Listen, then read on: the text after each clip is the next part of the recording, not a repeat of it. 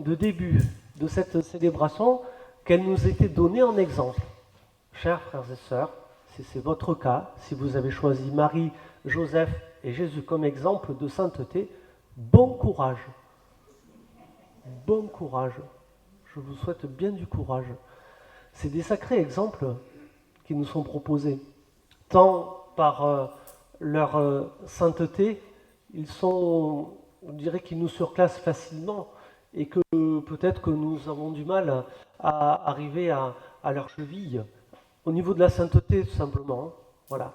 Et puis, une famille un petit peu particulière quand même qui nous est donnée en exemple, peut-être pas une famille recomposée, comme on dit volontiers aujourd'hui, mais une famille composée par Dieu. C'est lui qui a fait ce maillage-là, un maillage un petit peu improbable, soyons honnêtes, mais pour les besoins de la venue de son Fils, il fallait que les choses se passent comme cela. Que Marie soit enceinte du fait de l'Esprit Saint et que Jésus ait un Père matériel, si vous permettez cette expression, en la personne de Joseph, pour s'occuper de lui. Et on peut remercier l'évangéliste Matthieu qui nous montre le rôle déterminant de Joseph, comme nous venons de l'entendre dans ce passage de l'Évangile.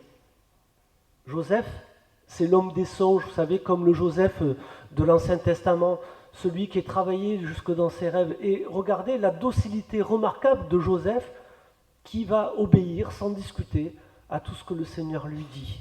Va en Égypte, reviens d'Égypte, fais ceci, ne va pas, tu as prévu d'aller, va à Nazareth. Et Joseph se plie sans discuter à la volonté de Dieu. Vous savez, quand on dit dans le Notre Père que ta volonté soit faite, ben là, on a une belle illustration de quelqu'un qui a vraiment conformé sa vie comme Marie à la volonté de Dieu. Et ce qui est intéressant pour nous, c'est de voir, hein, pas seulement d'admirer Joseph, mais de voir en quoi nous aussi, si on choisit cette Sainte Famille comme exemple, nous pouvons, nous aussi, accueillir cette parole de Dieu, être dociles à ce que le Seigneur nous inspire, hein, que ce soit dans les rêves ou d'autres manières. Hein. Ce n'est pas le seul chemin, les rêves que le Seigneur peut prendre pour rejoindre nos cœurs hein, et nos vies.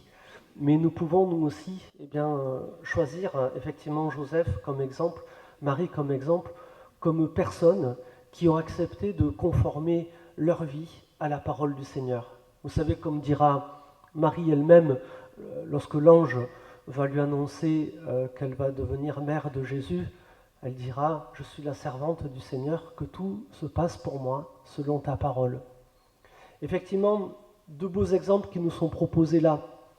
Mais nous savons bien, nous avons peut-être un peu plus de difficultés et si nous prenons un petit peu de distance et de recul, plutôt que d'idéaliser trop la famille, la Sainte Famille que nous avons pour modèle et pour exemple qui nous est proposée aujourd'hui, si vous voulez bien, revenons un petit peu plus sur le terrain et dans la réalité de nos familles à nous. Quelles sont-elles, nos familles? Vous savez que la famille, c'est la cellule de base, c'est l'église de base. C'est l'église de base. C'est le premier lieu où nous sommes censés vivre en église, en communauté, en fraternité. Le premier lieu, finalement, où le commandement de l'amour, que Dieu ne cesse de nous donner dans l'Ancien comme dans le Nouveau Testament, est censé se déployer, se développer, se vivre. Mais nous le savons bien. Peut-être parce qu'on ne fait plus trop d'efforts dans les familles, il n'y a plus tout l'effort de séduction, il n'y a plus tout ça.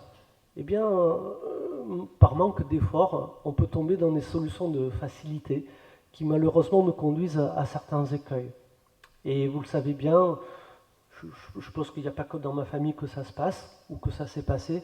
Bien de temps en temps, il peut y avoir des tensions, il peut y avoir des disputes. Quelquefois pour des broutilles, hein. C'est pas toujours pour des choses essentielles de la vie. Mais on va perdre le lien, on va prendre de la distance, et puis finalement, dans certaines familles, on ne se parle plus. Ça peut durer 10 ans, 20 ans, 30 ans, toute la vie.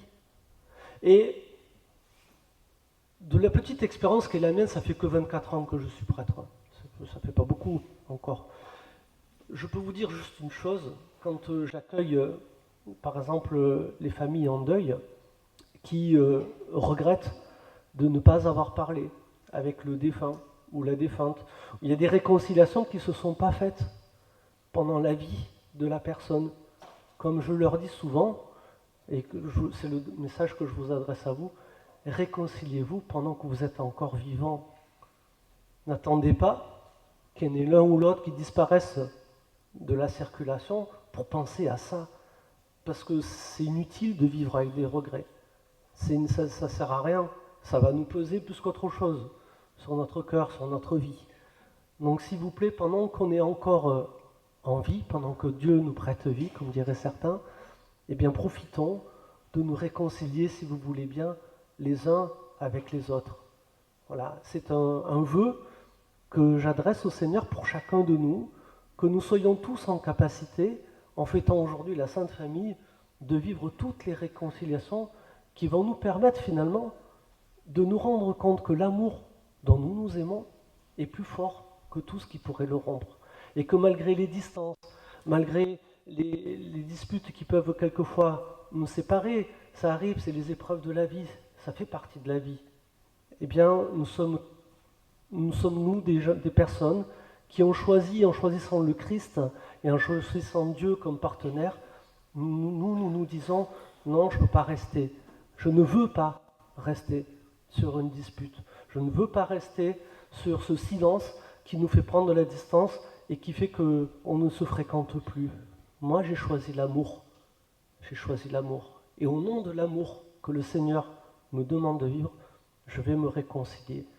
Et c'est là où on va toucher du doigt que la réconciliation, c'est un amour qui finalement est plus fort que tout, plus fort que tout ce qui pourrait le rompre. Demandons au Seigneur de nous donner, en ce début d'année 2023, la force de cet amour. Pour conclure cette homélie, je vais tout simplement reprendre la très belle bénédiction que nous avons entendue en première lecture dans le livre des Nombres. Si j'avais des vœux adressés, je ne pourrais pas l'exprimer mieux que ce qui nous est dit ici.